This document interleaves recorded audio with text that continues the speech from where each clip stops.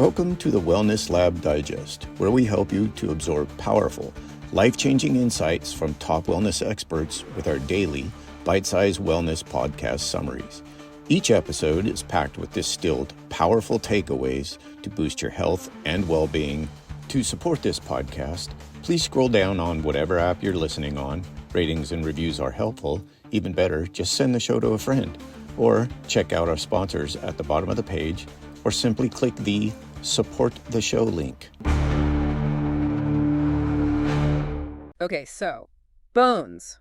Let's talk about them. I mean, they're kind of important, right? They keep us upright and all. We're doing a deep dive today into building strong bones, and to be honest, I realized I don't know as much as I should about them. You're not alone.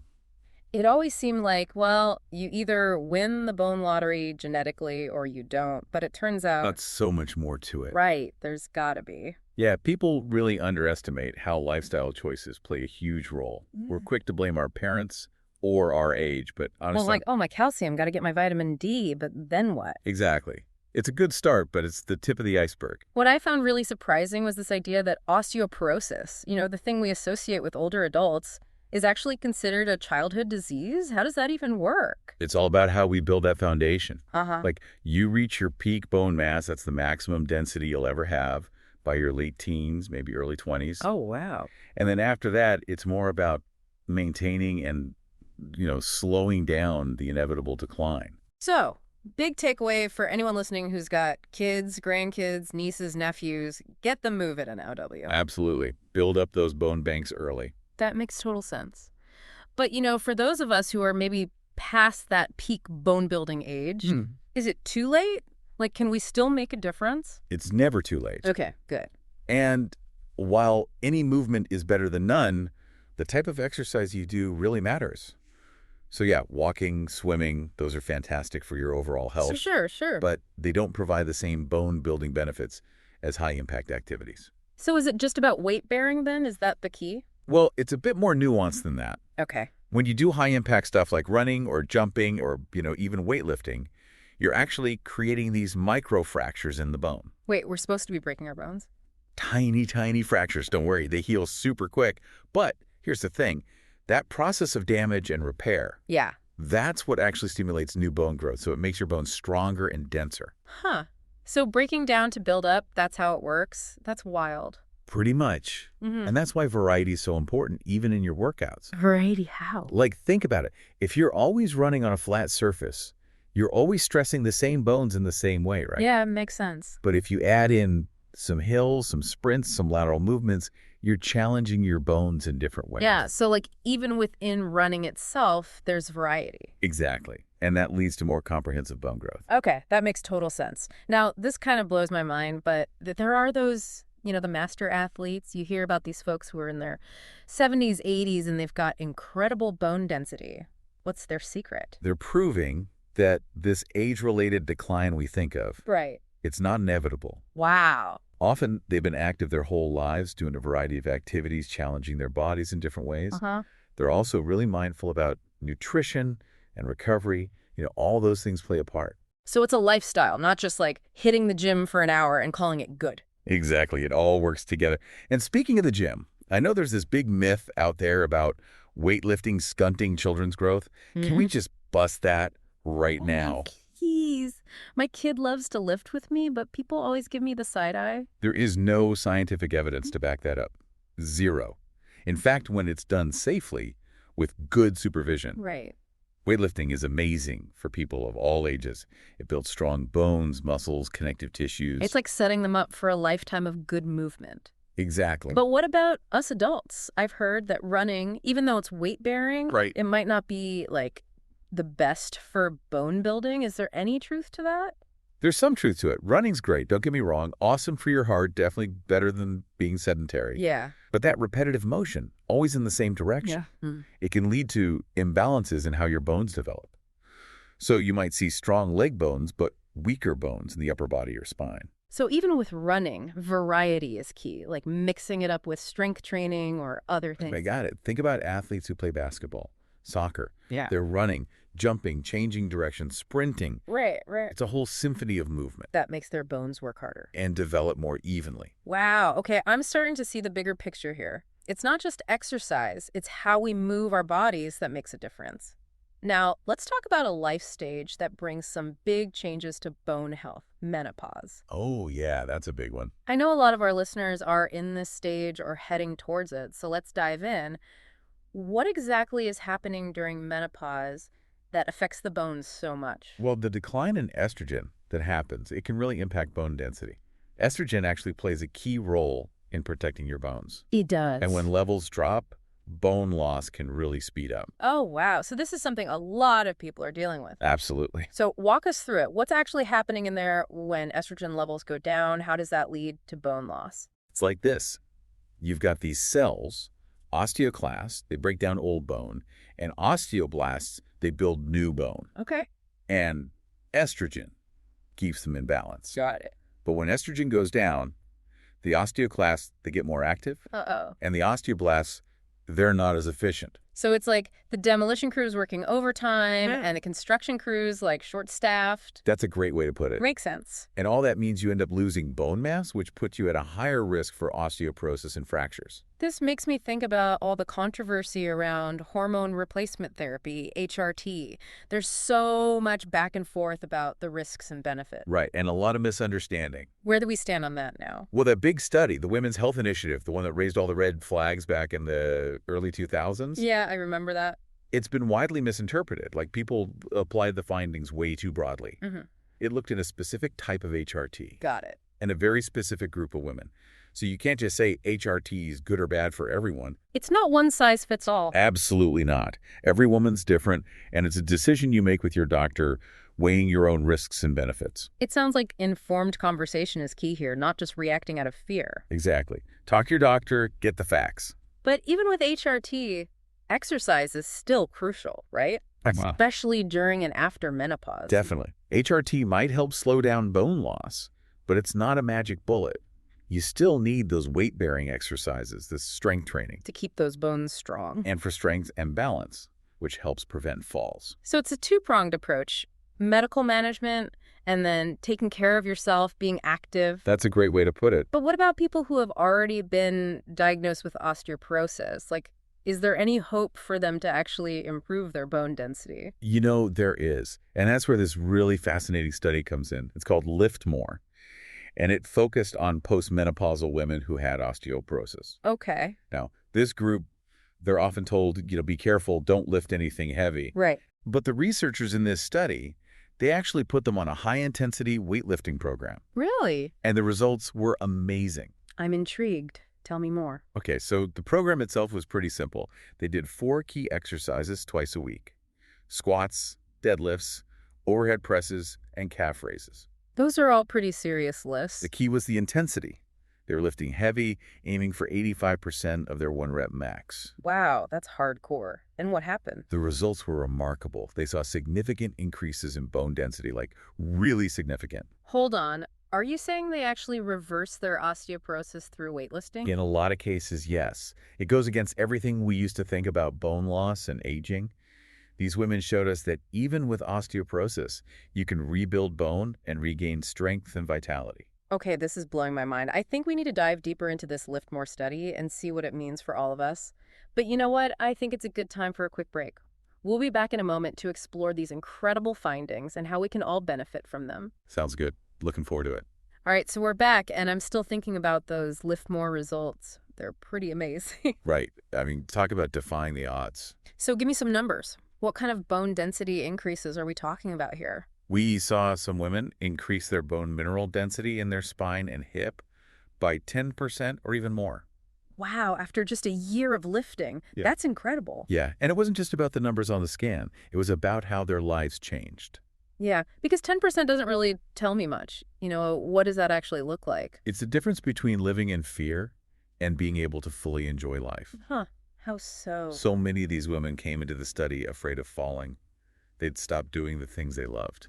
Makes sense. But after the program, they were out hiking, gardening, lifting their grandkids, things they never thought they'd be able to do again. That's what it's all about, right? Being able to live your life without limitations. It's about reclaiming your strength and your freedom. I love that. And you mentioned earlier that they saw improvements in posture strength and balance too. Oh yeah, all of that goes hand in hand with stronger bones. So it's like a ripple effect. Exactly. Yeah. Stronger muscles support your skeletal system, which improves your balance and makes everyday movement so much easier. And safer too. Right? Exactly. And some of the women even reported gaining height because their posture had improved so much. No way. That's amazing. It really is. It shows you the power of strength training. I have to admit, though, it's a little counterintuitive, right? We're always told to be careful with our bones, not to stress them. I know it seems backward, but that's where the old protect your bones advice goes wrong. So how should we be thinking about it then? It's about challenging your bones, stimulating them to grow stronger. Okay, so like giving them a good workout? Exactly. And of course, it needs to be done safely and gradually, but our bodies are incredibly adaptable. So this Lift More study is basically rewriting the rules on osteoporosis treatment and prevention. It's definitely changing the game. It's showing us that we have more power than we thought to influence our bone health. That's empowering. And speaking of empowerment, you developed this program called On a Row. Yes. This is based on the Lift More study, right? That's right. It takes the principles of high-intensity strength training and makes them accessible to healthcare providers so they can use it with their patients. So it's like a training program for doctors and therapists. Exactly. Honoro gives them the knowledge and skills to implement this type of training safely and effectively. So it's about getting this information out there to the people who can really make a difference. That's the goal we need to shift the mindset from fear and avoidance to knowledge and action. I love that. So if someone's listening and thinking, I want to try this, how do they find an Honoro certified provider? We have a directory on our website where you can search by location. We're always adding new providers, so even if there's no one in your area yet, check back soon. Okay, great. And what if someone's really eager to get started, but they can't find a provider near them? We also offer telehealth consultations at the Bone Clinic, where we can work with people one-on-one to develop a personalized program. That's fantastic. So there are options for everyone, no matter where they live. We want to make this accessible to as many people as possible. That's so important. Now, let's be real for a second. Not everyone is going to be ready to jump into a high-intensity weightlifting program right away. Of course not. What about those who are just starting to think about their bone health or maybe have some limitations? What advice would you give them? Start where you are. Any movement is better than none. If you're not used to exercise, start with simple weight-bearing activities like walking or dancing.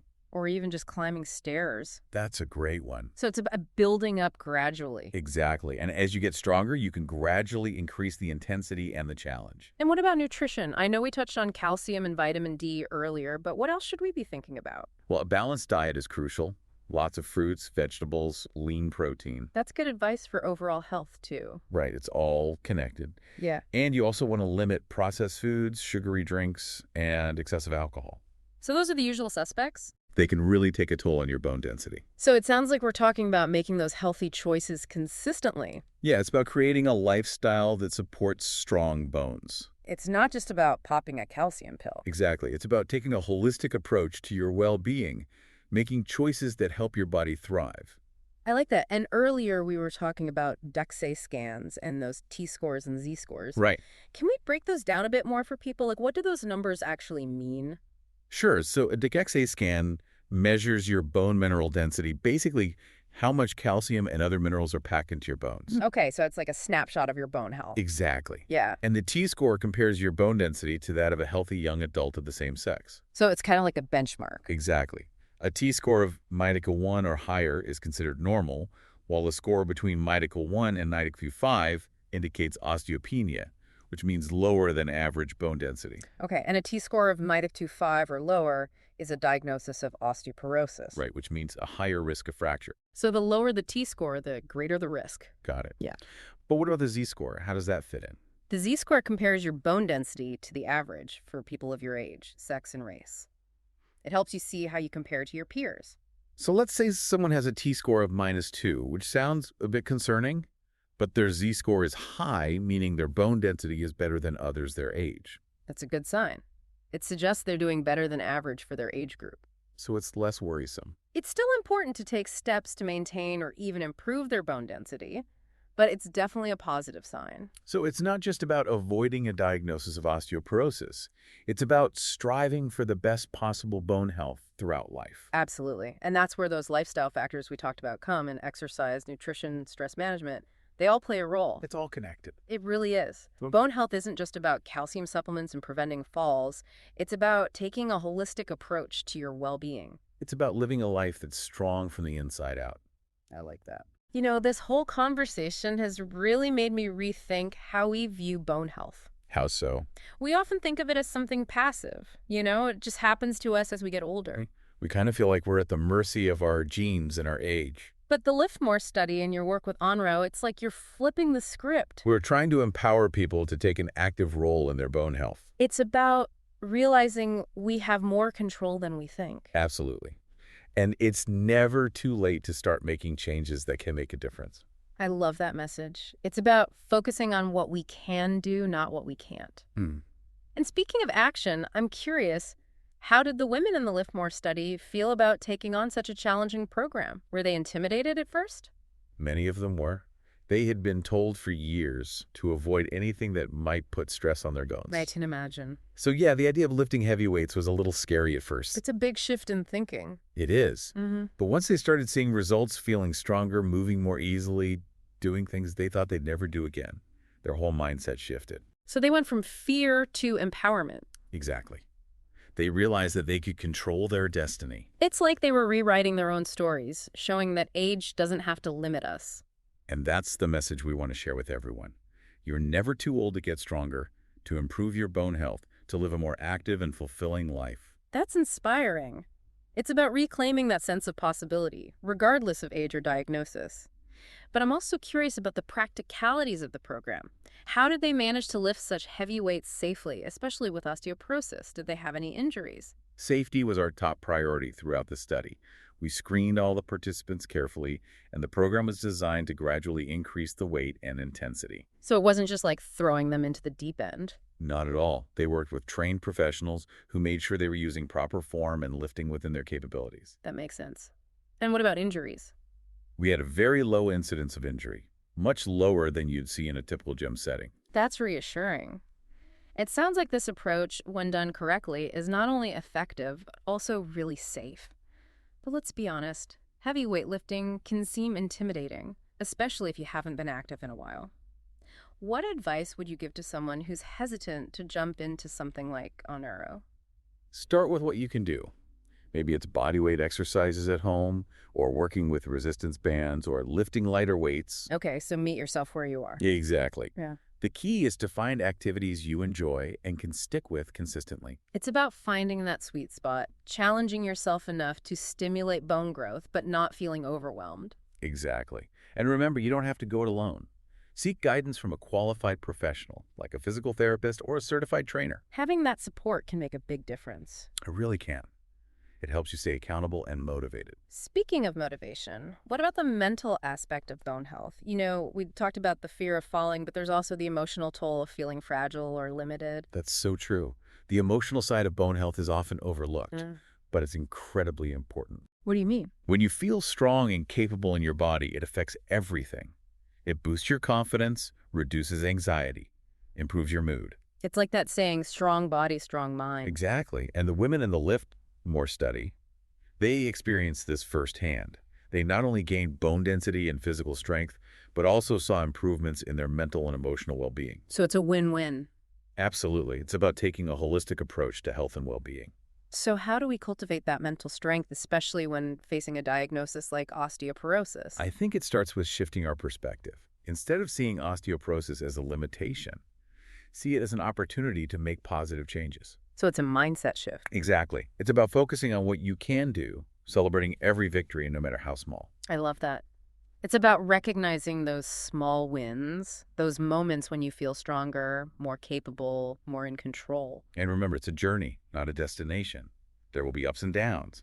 But the key is to keep moving forward, keep learning, keep making choices that support your bone health. It's about embracing the process. It's exactly. This has been such an eye-opening conversation. I feel like I've learned so much about the science of bone health and the practical steps we can take to build stronger bones at any age. I'm glad to hear that. It's a topic I'm really passionate about. Well, it definitely shows you've given us so much to think about. And hopefully a lot of motivation to take action. Definitely. Before we move on to our final segment, is there one key takeaway you'd like our listeners to remember? I would say this. You have more control over your bone health than you might think. It's about taking an active role, making informed choices, and embracing the power of movement to build a stronger, healthier, and more fulfilling life. Beautifully said. And on that note, I think it's time to move into our final segment where we'll reflect on what we've learned and consider some action steps for putting this knowledge into practice. Stay tuned. All right, so we've really gone deep on this bone health thing, huh? Yeah, we've covered a lot of ground. From how our bones actually work to, those amazing results from that Lift More study. It's pretty incredible stuff. It really is. And it's clear that taking care of our bone, well, it's not just a one-time thing. It's got to be a lifelong journey. It is, and it's a journey worth taking. Absolutely. Strong bones, they're the foundation for everything, right? Being Yeah. able to move, do the things we love. They let us live life to the fullest. And I think the biggest takeaway for me is that we actually have more control than we think. It's not just about our genes or how old we are. Right. It's about making those choices every single day to support our bone health. Exactly. And those choices, they don't have to be huge, overwhelming things. Right. Like, what can people start doing today, right now, to build stronger bones? What are some simple steps? Well, think about your activity level. Are you getting some weight-bearing exercise in there? If not, Yeah. start small. Just incorporate little things into your day. Like what? Take the stairs instead of the elevator. Oh, yeah. Park Good. a little farther away from the store. Yeah. Walk the dog an extra block. So, easy stuff, but it makes a difference. It all adds up. And as you get stronger, you can gradually make things more challenging. Add some weights to your walks. Maybe try a dance class. And, of course, we talked about strength training. Right. Lifting weights can be so beneficial. If you're new to it. Start slow. Yeah. Body weight exercises are great. Yeah. Squats, lunges, push-ups. You can even use resistance bands. So you don't even need a gym membership. No, you can do a lot right at home. Yeah. And it's always a good idea Yeah. to talk to a professional. A physical therapist or a certified trainer can help you create a program that's safe and effective. They can show you the right way to do things. Exactly. And it helps to have that support system, too. A workout buddy, a group fitness class. People to keep you motivated. Exactly. It's more fun that way, too. Hmm. And, of course, we can't forget about nutrition. Right. Food is fuel. Absolutely. Right. Make sure you're getting enough calcium and vitamin D, Okay. but also focus on a balanced diet overall. Plenty of fruits and veggies, lean protein. What about things to avoid? Well, try to limit processed foods, sugary drinks, and too much alcohol. Those can be tough on your bones. So it's about making those healthy choices consistently, day after day. It's about building a lifestyle that supports strong bones. And a healthy body overall. Exactly. It's all connected. This deep dive has really been eye-opening. I'm definitely going to be looking at my own bone health differently now. I'm glad to hear that. That's what we hope to achieve with these deep dives, to give people the knowledge and the motivation to take action. So before we wrap up, what's the one thing, the big takeaway that you really want our listeners to remember? You are not powerless when it comes to your bone health. You have more control than you think. We can make choices today to build stronger bones and have a healthier future. That's it, exactly. It's about taking charge, making those informed choices, and embracing movement. Well said. So there you have it, folks. Another deep dive done. We've explored the fascinating world of bone health, from the science to the inspiring stories of people who've defied the odds. And the message is clear. You have the power to shape your own bone health destiny.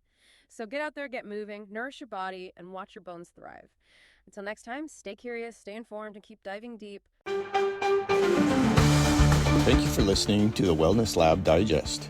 If you receive value from the podcast, I have 3 asks of you.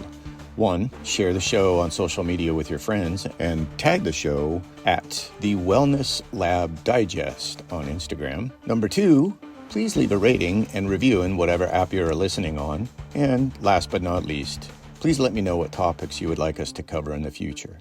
You can contact me at empoweringmen.org/contact. And right now we have a free ebook to get you started on your wellness journey as well. That's empoweringmen.org/contact. To support this podcast, check out our sponsors at the bottom of the page or simply click the Support the Show link.